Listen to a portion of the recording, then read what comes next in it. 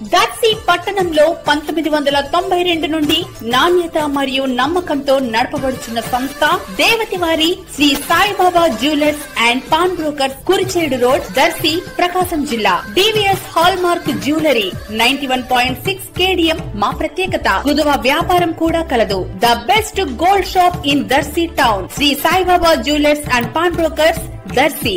Proprietor Devathi Mahananda. Cell 9866391300. Darsi పట్టణంలోని అద్దంకి రోడ్లో గల పోలీస్ సర్కిల్ కార్యాలయ ప్రాంగణంలో ఈరోజు గురువారం ఉదయం Darsi CI Y Ramarao, SI M మురళీలు ప్రజలకు హెల్మెట్ ధరించడం ప్రాధాన్యత గురించి అవగాహన సదస్సు ఏర్పాటు చేసి ప్రసంగించారు. అలాగే హెల్మెట్ ధరించకపోవటం వలన మోటార్ సైకిళ్ల ప్రమాదాల్లో తలపగిలి మృతి చెందిన కుటుంబాల వారిని సమావేశపరిచి వారి బాధాకరమైన అనుభవాలను ప్రజలకు వారి ద్వారా వినిపించారు. పలువురు వారి అనుభవాలను తెలిపారు. కార్లలో ప్రయాణం చేసేటప్పుడు కూడా సీట్ బెల్ట్ ధరించాలని కూడా సిఐ తెలిపారు. దర్శి ఏరియాలో 17 మంది రోడ్డు ప్రమాదాల్లో చనిపోవడం జరిగింది. అజాగ్రత్త వల్ల, హెల్మెట్ లేకుండా ప్రయాణం చేసిన దానివల్ల, అలాగే మద్యం సేవించి ప్రయాణం చేయడం వల్ల, ట్రిపుల్ రైడింగ్ చేయడం వల్ల, సెల్ఫ్గా వారికై వారే స్కిడ్ అయి పడిపోవటము, రోడ్డు బాగలేని దానివల్ల, ఇలా చాలా చాలా కారణాలతోటి సుమారుగా దర్శి చుట్టుపక్కల ప్రాంతాల్లో 17 మంది చనిపోవడం జరిగింది. వాళ్లే కాకుండా ఇంకా ఒక 17 మంది కాళ్ళు చేతులు కూడా గాయాలు కావడం జరిగింది. మరి ఇట్లా ఇంత ర్యాష్గా రోడ్ల మీద వెహికల్స్ తిరుగుతూ ఉన్నప్పుడు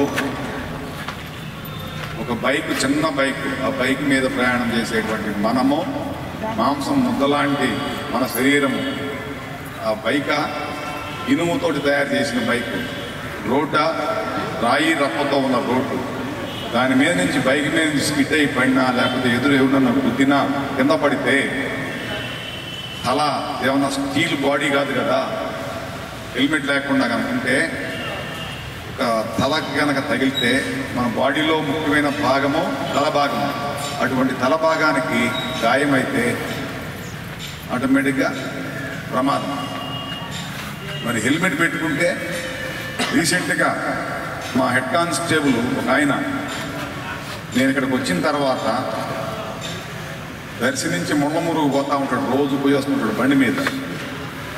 ఆయన చూసి నేను ఫోటో కూడా తీసి, నీవు హెల్మెట్ లేని ప్రయాణం చేస్తున్నావు, నీకు నేను ఎందుకు పనిష్మెంట్ ఇవ్వకూడదు అని చెప్పి అతనికి ఒక మెమో కూడా ఇవ్వడం జరిగింది. మెమో ఇచ్చి వివరణ కోరాం. లేదు, నేను ఇక మీదట హెల్మెట్ పెట్టుకొని ఖచ్చితంగా ప్రయాణం చేస్తాను అని చెప్పాడు. హెల్మెట్ పెట్టుకొని ఖచ్చితంగా ప్రయాణం చేస్తాను సార్ అని చెప్తే ఎక్స్క్యూజ్ చేసి వదిలేశాను. తర్వాత అతను హెల్మెట్తోనే పోతున్నాడు. అయితే ఒక 10 రోజుల క్రితం ఆల్ ఆఫ్ సడన్ పసుపుగోళ్ళు అక్కడ దాటిన తర్వాత ఒక కుక్క ఏదో అడ్డం వస్తే అతను బండి బ్రేక్ వేసే క్రమంలో స్కిడ్ అయి పడ్డాడు. స్కిడ్ అయి పడితే ఈ చెయ్యి మొత్తము బాగా కొట్టకపోయింది, రైట్ సైడ్ పడ్డాడు. రైట్ సైడ్ ఆ హెల్మెట్ అంతా కూడా మొత్తము బాగా గీతలు పడిపోయింది.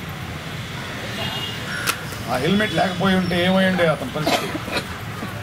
హెల్మెట్ పెట్టుకున్నాను వల్ల బతికాను సార్, నేను ఈరోజు మీ కళ్ళ ముందు ఉన్నానంటే హెల్మెట్ పెట్టుకోబట్టే ఉన్నాను సార్ అని వచ్చి కన్నీళ్ళు పెట్టుకున్నాను. మీరు ఎంత కఠినంగా ప్రవర్తించారో సరే, ఈయన నాకెందుకు డిపార్ట్మెంట్ వాడిని అయినా సరే నన్ను పిలిచి నువ్వు హెల్మెట్ పెట్టుకోకుండా పోతున్నావు అని చెప్పి నన్నే హెడ్ కానిస్టేబుల్నే మా సిఐ గారు, నీకు నేను పనిష్మెంట్ ఇస్తాను, నీ మీద రిపోర్ట్ రాస్తున్నాను, నువ్వు హెల్మెట్ పెట్టుకుంటావా పెట్టుకోవా అని నేను దండిస్తే అతను ఆ రోజు బాధపడ్డాడు. నా మీద కోపంతోటో వేరే ఇష్టంతోటో మొత్తానికి హెల్మెట్ పెట్టుకోవడం స్టార్ట్ చేశాడు.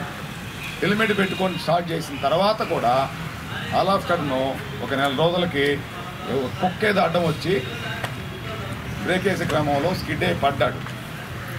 పడితే దెబ్బలు తగిలినాయి. తల భాగానికి హెల్మెట్ ఉంది కాబట్టి దెబ్బ తగలలేదు. పోలీస్ అంటే ఏదో గౌరవంగా ప్రేమగా ఉంటే కాదు, బుజ్జగిచ్చే కాడ బుజ్జగిస్తుంది, బుజ్జగించని కాడ ఇంకా కాదు కుదరదు అనుకున్న కాడ దండం అనేది ఏదైతే ఉంటుందో అది ఉపయోగిస్తుంది. ఖచ్చితంగా కేసులు నమోదు చేస్తారు. హెల్మెట్ లేనటువంటి ఎవరైతే దర్శి ఏరియాలో తిరుగుతూ ఉంటారో, దర్శి టౌన్లోకి వస్తూ పోతుంటారో అటువంటి వారందరికీ కూడా ఖచ్చితంగా పెనాల్టీలు రాస్తారు. అలాగే 1, 2, 3 సార్లు అయితే వాళ్ళ డ్రైవింగ్ లైసెన్స్ కూడా సీజ్ చేసేదానికి ప్రపోజల్ పెడతారు. అలాగే ఓవర్లోడింగ్ తోటి ప్రయాణం చేస్తుంటే అటువంటి వారి మీద కూడా కేసులు కూడా క్రిమినల్ కేసులు కూడా బుక్ చేస్తాము. ఎందుకంటున్నామంటే ప్రాణాల కన్నా ఏది ముఖ్యమైనది కాదు. వాళ్ళు రైతులా, వాళ్ళు రైతు కూలీలా, లేకపోతే కామన్ పేదరికంలో ఉన్నటువంటి వాళ్ళ ఎవరైనా సరే వాళ్ళందరినీ కూడా ప్రాణాలే. అమాయకమైనటువంటి జనం వాళ్ళ యొక్క కడుపాత్రం కొద్దీ వాళ్ళ యొక్క బతుకుదేరు నిమిత్తమో తెలుసో తెలియకో పోతూ ఉంటారు. అటువంటి వారి అందరికీ కూడా మేము పదే చెప్తానే ఉన్నాము. అయినా సరే మార్పు రావట్లేదు. ఇంకా కూడా మార్పు రాకపోతే చాలా వరకు మార్పు వస్తుంది. ఇంకా కూడా రావాలి. రాకపోతే ఇంకా కఠినంగా కూడా వ్యవహరించడానికి మేము సిద్ధంగా ఉన్నాము. ఈరోజు మిమ్మల్ని అందరినీ కూడా ఇక్కడి దాకా తీసుకొచ్చి మీ యొక్క బాధల్ని విని, మీ యొక్క కుటుంబ నేపథ్యం ఏమిటి, ఎలాంటి పరిస్థితుల్లో ఉన్నారు, మా సైడ్ నుంచి మేము ఏం చేయాలి, రికార్డెడ్గా మీకు సంబంధించినటువంటి ఇన్సూరెన్సులు కానీ, కంప్లైంట్ మీ తరఫున మీ బండికి ఇన్సూరెన్స్ ఉందా లేదా అది కానీ, అవతల గుద్దిన వాళ్ళకి ఇన్సూరెన్స్ ఉందా లేదా అది కానీ, ఇవన్నీ కూడా కూర్చో తప్పకుండా అన్నీ కూడా పరిశీలించి కోర్టు వారి దృష్టిలో పెట్టి మీకు వీలైనంత వరకు త్వరితగతిన సాయం అందే విధంగా చూస్తామని మాటిస్తూ ఉన్నాము.